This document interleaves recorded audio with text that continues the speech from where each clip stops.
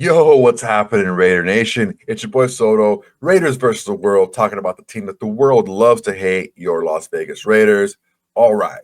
Today, what we're going to talk about is how feasible is it for the Raiders to do a quick turnaround, a quick rebuild? I've said it before and I'll say it again. It's said throughout the league that windows close fast in the NFL, but you know what? They open just as fast. Look at the Washington Commanders. Look what happened to them. Uh, Look at the Cleveland Browns. They were a good playoff team last year. Look at this year. They're, the worse than us. They had 3 wins this last season. So, look, there's a lot of things that have to fall into place. We have a lot of big decisions to be made, right? Who's going to be the GM? Who's going to be the head coach? We need a new quarterback. We need a running back. We need an offensive line. We need another weapon. We have a lot of free agents. Who's going to be the coordinators, offensive, defensive coordinator, who's going to be the whole new staff. And then we have a lot of things that need to be, ironed out. Who are we drafting? All that type of stuff. Now, we don't necessarily need to hit a home run on each and every one of these decisions, okay? Some of the big ones would be great. We get like a John Spytek for GM. We get a Ben Johnson as a head coach, right? We get a really good, experienced defensive coordinator. That would be amazing. We sign the guys we need to sign. We get to draft the guys we need to draft. Great, right? We just can't whiff on any of them. We just got to be solid with all of them and hit it out of the park on more often than not. We could turn this around pretty quick, and I'll tell you how. The Raiders have the second most cap space going into the 2025 season, second to the Pats. I think the Pats have like a grip. They have like 120 million. Okay, well, they don't have any high price players. They got rid of them all. We have, I believe, 93 million around there. Well, it's kind of a fool's gold because the reason we have $93 million in cap space is because we have 27 free agents, and most of them are on the defensive side of the ball, the side of the ball that was actually good. What are we going to do? I don't know. It's going to be a tough one. I think for sure, we need to re-sign Trayvon Merrick. We need to re-sign Robert Spillane.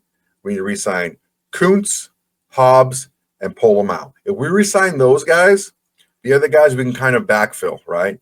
There's a couple of guys that are restricted free agents, right, that we can match. Like I think Polamalu is restricted.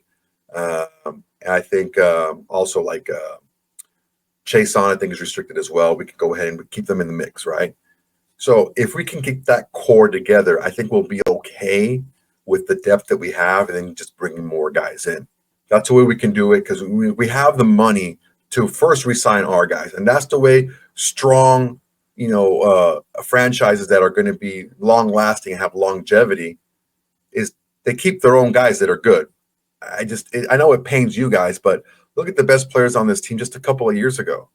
The quarterback's gone, the running back's gone, the receiver's gone. Like the best players are all leaving, right? And those are the players that we need on our team, right? We need a quarterback, we need a running back, we need a receiver.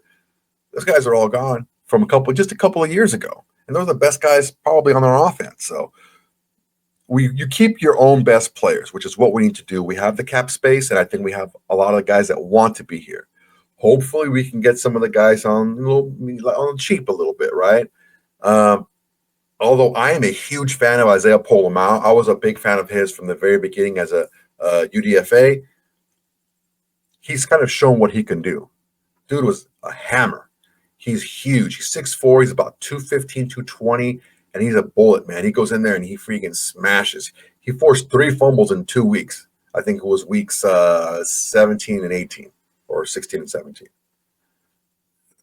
The guy showed what he can do with Marcus Epps getting hurt. Isaiah Polamalu was in there. And I don't think we lost anything out of that position. If anything, I think it freed up Merrick to do even more stuff and be more of a slot corner at times and play to the line of scrimmage and get some tackles for losses. So I believe that the Polamalu Merrick combo at safety works excellent. It could be the way that Patrick Graham, who I don't know where he's going to go, if he's going to come back, he's going to go somewhere else, who knows? But he uses his safety. He asks a lot of his secondary. And Polamalu and Merrick both show that they can do a lot and handle a lot. Now, if you watched my previous video on the A to Z Sports mock draft, I'm still manifesting Ben Johnson, right? Ben Johnson, I think he can really work with a core offensively of Jackson Dart, Brock Bowers, Jacoby Myers, Michael Mayer, Trey Tucker, and Trey Harris. That's a nice, strong nucleus for an offense. We still need to some help on the offensive line, but if that's the offense that Ben Johnson has to work with, I think he'll be pretty happy with that offense. With those skill position players there, I think we'll be A-okay with that. And I think that Ben Johnson can definitely scheme up just a ton of stuff for us to take advantage of just the overall excellence of Brock Bowers, the blocking ability, plus the precision route running and the hands of Jacoby Myers, just the brute strength and the huge buttery hands of Michael Mayer. You got the speed and explosion of Trey Tucker, and just the overall mastery of Trey Harris at receiver. 6'3", long arms, huge, can run like the wind. You put those guys together on an offense with the mind like Ben Johnson, I'm telling you guys, this can turn around really quick offensively. So the two pieces come together, okay? We get the guys, the core pieces that we want to keep on defense, got them. We get some pieces that we need as far as a receiver, running back, and a quarterback on offense to go along with the dual tight ends and the receiver that we already have, along with the mind of Ben Johnson. Man, that can be something that can happen pretty quickly for us and turn it around, because I'm telling you right now, we were like 15th in the NFL in points allowed. So we were middle of the pack, and we were middle of the pack with our offense doing a lot of nothing and just wearing out this defense because they couldn't stop anybody, couldn't get anyone off the field. So you get an offense that's sustaining drives and putting up points.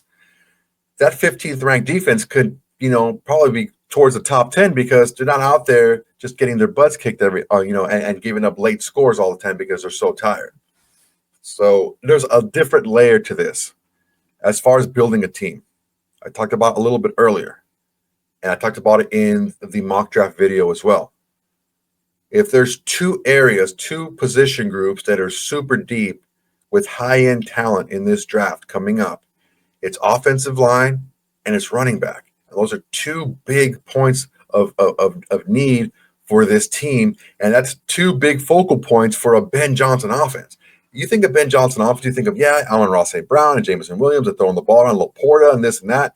They're about running the ball. They're about being bullies, and they're about showing you a look and doing the exact opposite of what you think they're going to do. And a lot of that is done by the running back position with these guys. They're explosive, they're dynamic, and they're coached very well.